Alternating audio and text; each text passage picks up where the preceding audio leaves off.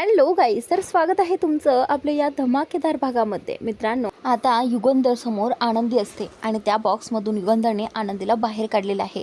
तर त्यावेळी आता युगंधर जो आहे तो ठरवतो की ज्यांनी कोणी हे सगळं केलं आहे ना, त्याला मी सोडणार नाही आणि ज्यांनी कोणी आनंदीचा श्वास बंद करण्याचा प्रयत्न केला, मी त्यालाही श्वास घेऊ देणार नाही, असं युगंधर म्हणत असतो.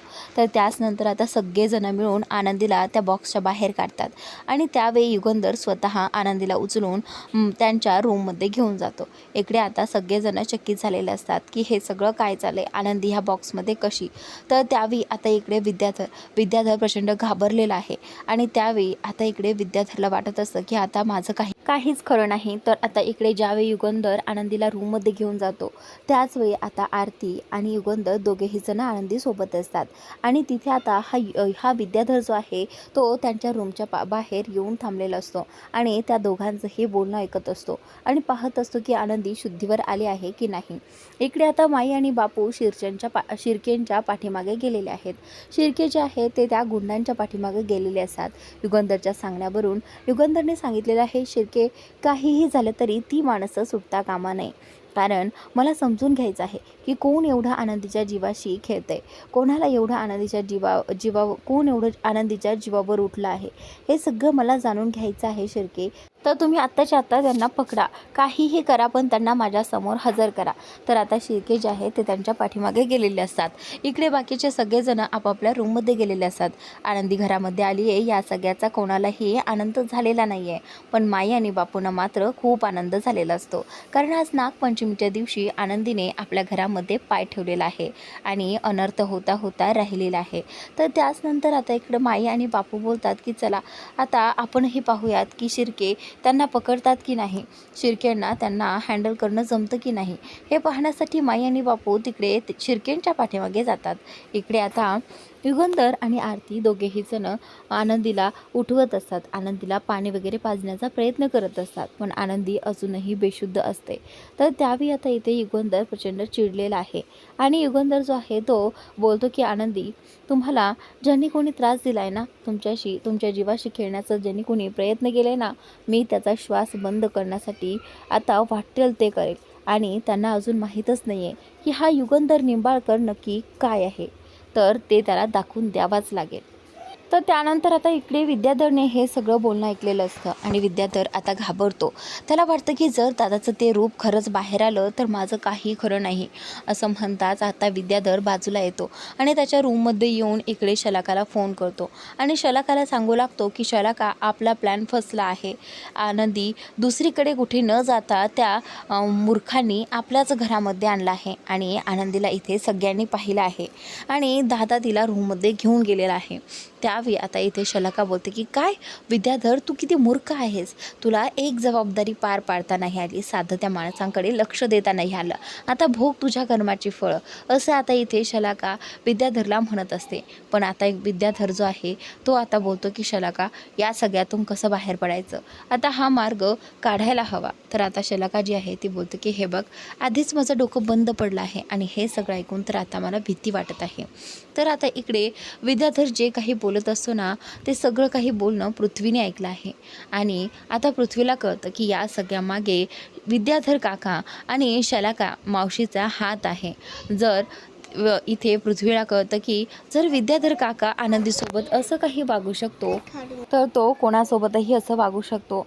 म्हणजे आता आपण कोणावरती विश्वास ठेवायचा आहे आणि कोणावरती नाही, हे तर मला कळतच नाही आहे. आता आपली मावशीच बघ ना, मावशी आपल्यासाठी काय काय करते आणि आज तिने आनंदीच्या जीवाशी खेळलं आहे आणि अशा मावशीला मी कधीच माफ करणार नाही, असं विद्याधर म्हणत असतो.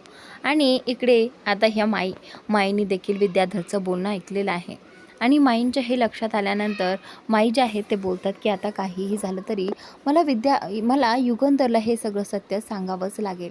तर त्याच नंतर इकडे विद्याधरने पुन्हा शलाकाला फोन लावलेला आहे आणि आता इकडे विद्याधर जो आहे तो म्हणत असतो की मला असं वाटतं की हे सगळं ना तुझ्यामुळे झालं आहे शलाका. तू जर त्या गुंडांना व्यवस्थित काम करायला सांगितलं असतं तर आज ही वेळ आपल्यावर आलीच नसती. त्यावेळी आता शलाका म्हणतेस की आता माझ्याशीच भांडत राहणार आहेस का? हे बघ, मी त्या गुंडांना व्यवस्थित सांगितलं होतं, पण तू जर ॲड्रेस चुकीचा दिलास त्याला मी काय करणार आहे? तर आता त्या दोघांमध्ये खूप वाद सुरू असतात. आणि आता त्यांचे वाद जे आहेत ते एकमेकांत सुरू असतात. पण त्यानंतर आता इकडे शलाका म्हणते की हे बघ, आता असं भांडत बसण्यापेक्षा आपल्याला काहीतरी करायला हवं. मी विचार करते की काय करायचं आहे. असं म्हणत आता शलाका जी आहे ती फोन ठेवते आणि इकडे विचार करत राहते. इकडे आता शिर्के जे आहे ते गुंडांच्या पाठीमागे लागलेले असतात आणि आता गुंडांचा पाठलाग करून आता शिर्केने त्या दोघांनाही पकडलेलं असतं. तर आता शिर्केसोबत आणखीन युगंधरची काही माणसं देखील असतात. तर त्या माणसांनी आणि शिर्केने मिळून ह्या 2 माणसांना पकडलेलं आहे आणि आता त्यांना मारून त्यांच्याकडनं हे वधवून घेणार आहेत की तुम्हाला नक्की कोणी पाठवलं आहे आणि तुम्ही हे कोणाच्या सांगण्यावरून केलं आहे. त्यावेळी आता इथे ही जी काही माणसं आहेत ती आता तोंड उघडायला तयारच नसतात. पण तरी देखील आता शिर्केंनी त्यांच्यावर एवढा माराचा वर्षाव केला आहे की त्यांना ते तोंड उघडावंच लागतं. इथे आता त्या माणसांकडून विद्याधर आणि शलाकाचं नाव इथे शिर्केंना समजलेलं आहे. खरं तर विद्याधरचं वरती शिर्केंचा डाऊट होताच, पण आता तो डाऊट क्लिअर झाला आहे. त्यामुळे आता इकडे त्या माणसांना आता शिर्केने पकडून पोलिसांच्या ताब्यात दिलेलं आहे आणि आता शिर्के जे आहे ते इकडे युगंधरकडे गेलेले आहेत. युगंधर जो आहे तो आणखीनही आनंदीपाशीच रूममध्ये बसलेला असतो आणि इकडे माईंना समजलेलं असूनसुद्धा माई गप्प असतात. पण आता जेव्हा शिर्केंना समजतं की हे सगळं विद्याधरने केलं आहे तर शिर्के जे आहेत ते अजिबात गप्प बसत नाहीत. त्यावेळी आता शिर्के युगंधरकडे येतात आणि इथे मालक साहेबांना म्हणतात की मालक साहेब, या सगळ्या मागे दुसरा कोणाचा नसून तर तुमच्या भावाचा विद्याधर सरांचा हात आहे. त्यांनीच हे सगळं केलं आहे आणि त्यांच्यासोबत मिळून शलाका त्यांच्यात सामील होती. तर आता इथे माईंना शलाकाचं नाव घेतल्यानंतर खूप मोठा धक्का बसतो. माईंना वाटतं की हे सगळं फक्त विद्याधरने एकट्याने केलं आहे, पण आता शलाकाही या सगळ्यात सामील आहे म्हटल्यानंतर आता इकडे माईंना काय बोलावं आणि काय नाही ते सुचतच नाही आहे. त्यावेळी आता इथे माई जे आहेत ते बोलतात की ही मुलगी नाही, ही मुलगी माझ्यासाठी कलंक आहे. एका बाईच्या जीवाशी खेळली ही मुलगी आणि आता हिला शिक्षा झालीच पाहिजे. त्यावेळी आता युगंधर जो आहे तोही प्रचंड चिडलेला आहे. युगंधर जो आहे तो बोलतो की विद्याधरने नेहमीच आनंदीचा तिरस्कार केला आहे, पण आज तो इतक्या खालच्या थराला गेला आहे की आता ह्याला कुणीही माफ करणार नाही. युगंधर जो आहे तो बोलतो की मला वाटलं नाही की हा लांडगा इथपर्यंत पोहोचेल. आता मी या लांडग्याला सोडणार नाही. असं युगंधर इथे माई, बापू आणि सगळ्यांसमोर, शिल्पासमोर देखील म्हणत असतो. तर त्यावेळी पृथ्वीचाही राग अनावर होतो. पृथ्वीला आता काय करावं आणि काय नाही झालेलं असतं. पृथ्वी सगळ्यांसमोर ओरडतो की काय माणसं आहेत इथे, कोणावरती विश्वास ठेवायचा आम्ही मुलांनी असं काय केलं आहे जी आम्हाला अशी माणसं मिळाली आहेत. त्यावेळी आता पृथ्वी आणि इथे प्रांजल सगळेजण आश्चर्यचकित झालेले आहेत. खरं तर मितालीलाही धक्का बसलेला आहे. तर त्यावेळी आता इथे सगळ्यांच्या लक्षात येत आहे की शलाका इथे नाही आहे. त्यावेळी आता माई जे आहे ते स्वतः शलाकाला फोन करतात आणि बोलतात, घरी ना तुझ्याकडे एक छोटंसं काम आहे माझं, तू आताच्या आता घरी ये. असं म्हटल्यानंतर आता शलाका बोलते की माई, अगं तू कोणालाही सांगू शकतेस ना, माझीच काय गरज आहे. त्यावेळी आता माई जी आहे ती बोलते की शलाका, तुला माझी शपथ आहे. शपथ देऊन इथे आता शलाकाला माईने घरी बोलावलं आहे. कारण जर शलाकाला हे सांगितलं असतं की तुमचं खरं रूप सगळ्यांसमोर आलं आहे तर शलाका घरी यायला नाही म्हटली असती. त्यापेक्षा माईने तिला गुपचूप मुद्दामून बोलावून घेतलेलं आहे. इकडे आता आरती रडत असते, कारण दरवेळी जर आमच्या आनंदीच्या जीवाला असंच काहीतरी कुणीही करणार असेल तर तिचं कसं होईल, तिचं जगणं मुश्किल झालं आहे असं तिला वाटू लागतं. तर त्याचनंतर आता इकडे युगंधर जो आहे तो आनंदीला रूममधून बाहेर बोलावतो. आता आनंदी जी आहे ती शुद्धीवर आलेली असते आणि इकडे आरती जी आहे ती आनंदीला रूममधून बाहेर घेऊन येते. त्यावेळी आता युगंधर जो आहे तो बोलतो की आनंदी, तुला माहिती आहे का, तुझ्यासोबत हे सगळं जे काही केलं आहे ना ते कोणी केलं आहे, या सगळ्यामागे कोणाचा हात आहे. या सगळ्यामागे विद्याधर आणि शलाकाचा हात आहे. त्यांनीच तुला इथून किडनॅप केलं, अनाथ आश्रमातून किडनॅप केलं आणि त्यांना तुला कुठेतरी घेऊन जायचं होतं. तर त्यावेळी आता इथे आनंदीला हे ऐकून खूप मोठा धक्का बसलेला आहे की यामध्ये शलाका मॅडमचा देखील हात आहे. त्यावेळी आनंदी बोलते की काय, शलाका मॅडमही या सगळ्यात सामील होत्या.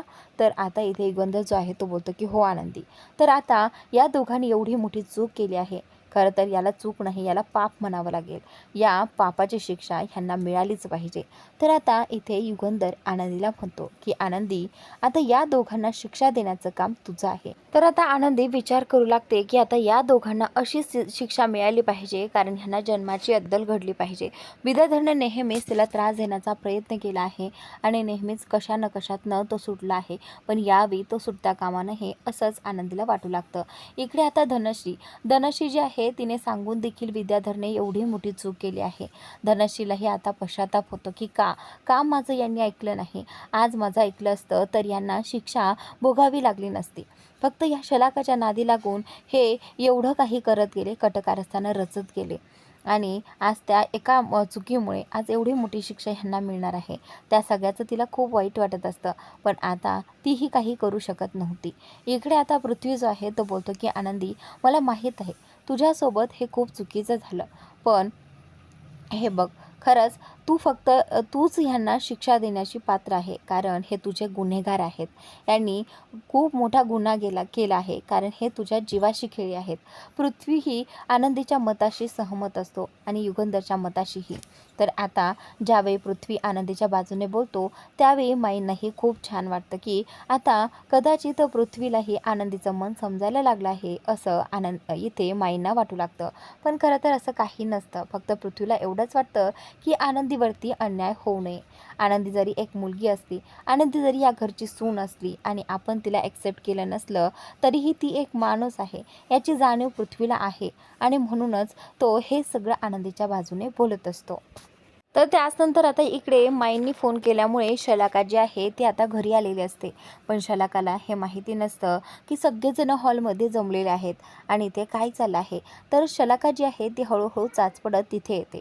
कुठेतरी तिला डाऊट आलेला आहे की सगळं हे काही विद्याधरने केले हे सगळ्यांना माहिती आहे. त्यावेळी आता तिला वाटतं की माझं नाव कुणीही घेणार नाही, पण यावेळी गुंडांनी तिचं नाव सांगून इथे तिचं जे काही पाप आहे ते उघडं केलेलं आहे. त्याचवेळी आता इथे माई बोलतात की शलाका, तुला हे सगळं करताना जराही लाज वाटली नाही का गं? आनंदी तुझ्या बहिणीसारखी आहे. ती तुझ्या बहिणीसारखी मुलांना आपलं मानण्यासाठी प्रयत्न करते आणि तू काय केलंस?